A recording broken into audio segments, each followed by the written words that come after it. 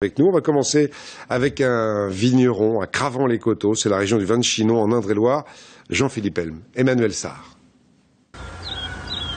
Quand on est amoureux de son terroir et amoureux de sa vigne, je crois que le vin nous le rend au bout d'un moment. Mais tout ça, il faut avoir, je pense, beaucoup d'attention, beaucoup d'humilité et beaucoup de recul sur les choses.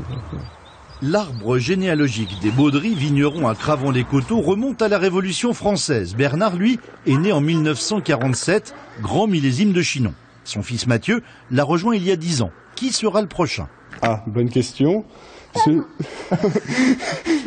Jeanne. Oh, Maxime, alors comme ça a l'air d'être comme ça pour l'instant, mais ça a le temps de changer. Car chez Bernard Baudry, on élève les enfants un peu comme la vigne, sans jamais forcer, en respectant la nature, la personnalité.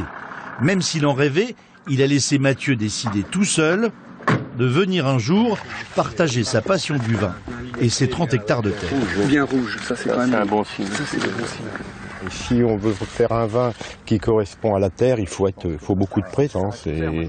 Et quand ça se passe en famille, c'est encore mieux, bien sûr, parce qu'on partage. C'est vrai que depuis que mon fils est là, pour moi, tout est moins lourd et prendre une décision à deux, c'est assez extraordinaire, c'est bien, tout est plus simple. Et à 2 semaines des vendanges, tous les jours, le père et le fils arpentent les rangs et picorent des grains. Un geste très agréable, mais très professionnel, car ici, ce sont les papilles qui décident du début de la récolte. Mais là, on est déjà sur des richesses au moins de 12 degrés. Oui, 12 degrés 5, oui. Ouais, c'est bien possible. Je pense que c'est vraiment le plus important, c'est la dégustation du raisin. C'est vraiment celle-là qui nous permet de vérifier la maturité du sucre, de l'acidité et aussi des tanins, donc des peaux du raisin. Et c'est un vrai bonheur. Bernard et Mathieu aiment la terre, ils aiment les terres. Calcaire sur les coteaux comme le château, sableuse et silex dans la vallée, l'ancien lit de la Vienne. Ah oui, ces gros graviers, oui, ils sont arrondis, donc c'est des cailloux roulés par la rivière. Donc. Car selon la terre, les grappes de Cabernet Franc ont un goût très différent, le vin aussi. Et avant de le goûter, les clients découvrent les terroirs tels qu'ils sont sous les vignes. On voit qu'on a 40 cm de terre sablo-argileuse, et puis le calcaire qui arrive 40 cm plus loin. Notre passion avec mon père, c'est de vinifier séparément les différents types de parcelles, mettre les alluvions ensemble, mettre les argilo-calcaires ensemble, les calcaires, les sables sur calcaire, pour avoir cette expression de terroir dans chacun de nos vins.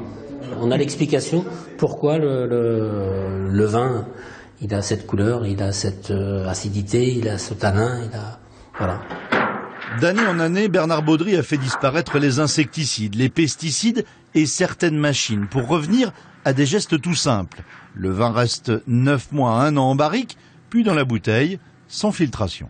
C'est les gens qui vont me dire ce qu'ils retrouvent dans mon vin. Moi, voilà, il est comme ça, il est fait avec la terre et le climat. Et voilà, donc que je demande au vin, c'est qu'on ait du plaisir à le boire avec les copains.